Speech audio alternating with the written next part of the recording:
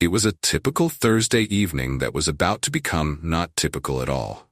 My wife, Anna, and I were working together in the kitchen as we often do when cooking dinner. She was chopping onions while I was cutting cheese and ham into small cubes for our omelet when she said something that caught my attention. "Brad, we've been married for almost 7 years, and we've always been completely honest with each other, haven't we?" I stopped cutting the ham and replied, "Of course. We agreed it was one of the most important parts of our relationship before we said yes to each other." She turned away from the counter and looked at me thoughtfully. I had met someone. Suddenly, the hair on the back of my neck stood up like I'd just been electrocuted. "You met someone? What does that mean, that you've met someone?" I asked, even though I was deathly afraid I already knew the answer. "A guy at work, a really nice guy. I had lunch with him. I'm assuming there's more to the story, so carry on. Are you telling me that you met a really nice guy at work that you had lunch with and you like him? Maybe really like him?" A guilty expression flashed across her face, and she looked away from me, nodded her head, and said very quietly, "Yes." Suddenly I didn't want an omelet or anything at all. In fact, I was starting to feel nauseous, but I had to keep talking. I dropped the knife on the cutting board and put both hands on the table to keep from falling over. "How far did things go between you and this really nice guy?" There was a lot of tension in my voice, and she retreated to the counter. "Just had lunch every day for a few weeks and had dinner last week when you had that late-night business meeting." "Did you two hold hands, kiss, do any heavy petting?" Her face went pale, and she nodded again. "We kissed." Disgusting bile was coming up my throat, and I was close to choking on it. "Did you have sex with him?" She glanced at me quickly and shook her head negatively. That stunned me, and I had to push back my chair and sit down. "So you haven't slept with him yet, but you're planning to?" A curt nod. "I guess I am. He wants me to go away with him for the weekend." "And you're going?" "Yeah. I don't want to upset you, but I need to figure out what he means to me." "I'm sorry, Brad. I know you're hurting, and I hate it, but I told him I'd go with him. I couldn't sneak out without telling you.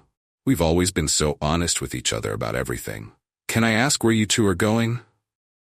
"Las Vegas." "Sharing a room, I assume?" "He says he booked a room. Big spender. He thinks very highly of me." "I'm sure he does. When are you leaving?" "Tomorrow morning." "Wow, you sure waited till the last second to tell me, huh?" "I waited before I hurt you because I had to be absolutely sure I needed to." I almost laughed, but it sounded more like a stifled sob. "That was very thoughtful of you, Hannah. Does he know you're married?" "Yes, of course he does. I always wear wedding rings. Do me a favor. Don't wear them when you're in his bed in Las Vegas." "Brad, I talk about you all the time when I'm with him." "Great, and I'm sure you've had lots of great things to tell him about me. Like I'm as good a guy as he is, but I'm a little boring in bed, and I leave nail clippings on the carpet, and lots of other little negative things that made you leave me." She looked shocked. "I've never said anything bad about you, Brad." "But not enough to stop you from going away with him for a sex-filled weekend. You love me, but apparently you haven't lately, have you?" "No." "Oh, I don't know, I'm confused." "So you jump into the arms of a really nice man who knows you're married but doesn't care. This is me clarifying the circumstances so you don't get confused, right? A few days and nights in Vegas, in his arms and in his bed, to clarify everything you feel about me and him. To let him take possession of your body, which, by the way, you promised exclusively to me years ago. Let him have you until you can't stand up." She actually had a few tears rolling down her cheek. "I'm on the pill, Brad, so I don't need condoms." "Did your really good boyfriend get tested for STDs recently?" "He's not like that, Brad. He hasn't been with a woman in over 2 years." "That's what he says, but I'll bet you $1 million it's not true. He's after Anna. He sees a beautiful, sexy, married woman, and he wants her.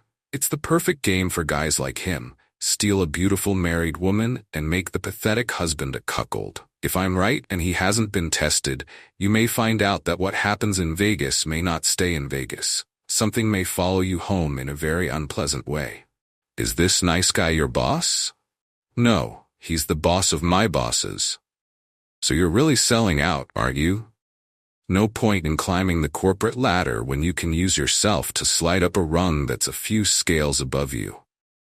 I don't know what I'm doing, Brad, but I want to find out. And how rude you're being to me isn't helping. I'm not going to help you go off with another man for a hot weekend in Vegas, Anna. Let me ask you something. If I beg you not to leave, if I get on my knees and beg you to stay here with me, will you do it? She dropped her eyes to the floor and shook her head. I can't, Brad. I told Stan I'd go with him, and I can't break my word. At least now I knew his name. Wow, I see. You can easily break the sacred vows you made to me 7 years ago, but you can't break your promise to Stan. Is that true? I'm sorry, Brad. I don't want to hurt you, but I have to do this for me. Please try to understand.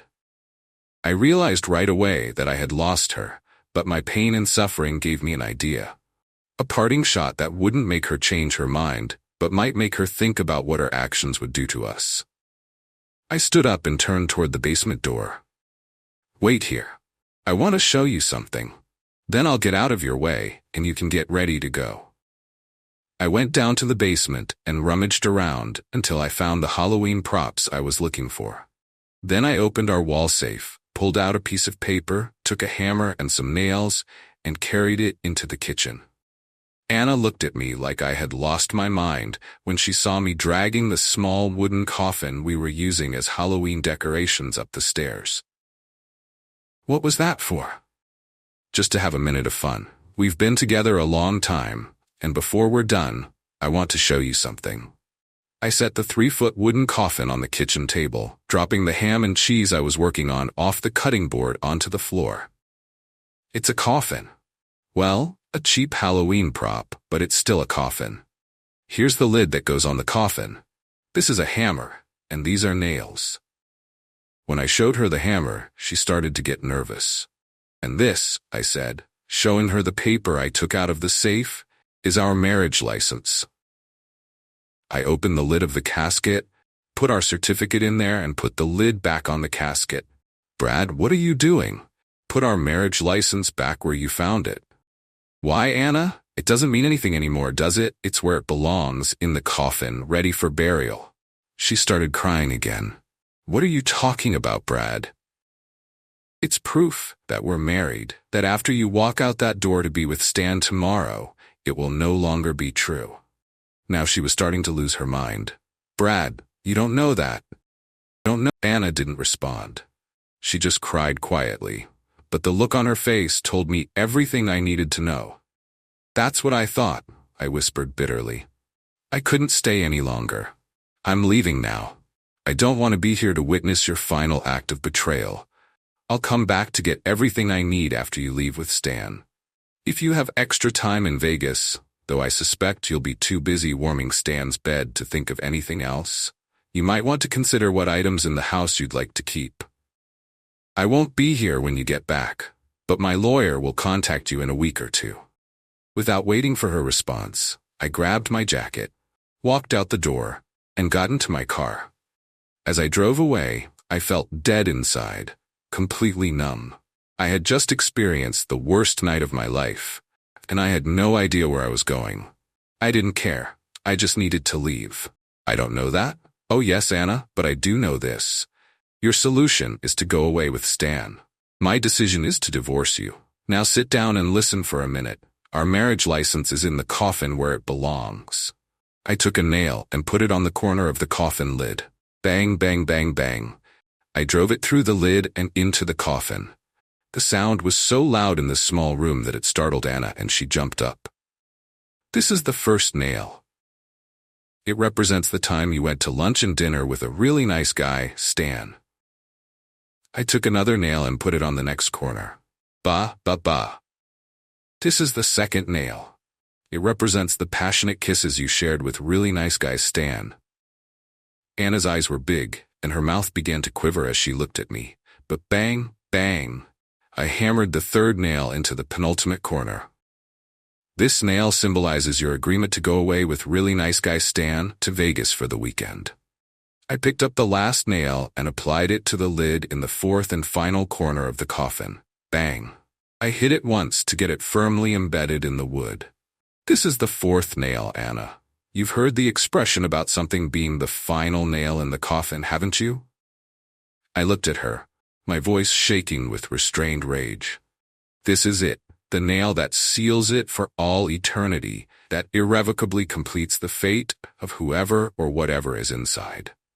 The last nail was only partially hammered in. Our marriage is in that coffin, and when you walk out that door in the morning to go to Las Vegas with that really nice guy Stan, that last nail will be hammered fully into place, and our life together will be over, irreconcilably and irrevocably. Anna, through tears, tried to argue, her voice weak. That's not what you mean, Brad. You can't throw us away over one indiscretion. I shook my head, bitter. I'm not throwing us away, Anna. You are. I loved you with every fiber of my being. You're the most beautiful, sexiest woman I've ever known. It's been an honor and a joy to have you as my wife for the past 7 years. I paused, my chest tightening as I continued. No, Anna, I'm not the one leaving us. If I could, I would climb into that coffin with the proof of our marriage and be buried with it. Then, with a final stab of painful curiosity, I asked, oh, and just to satisfy my own torment, if I were to look in the luggage you're packing to take with you, would I find some sexy panties and bras? Maybe a beautiful negligee you bought just for this occasion?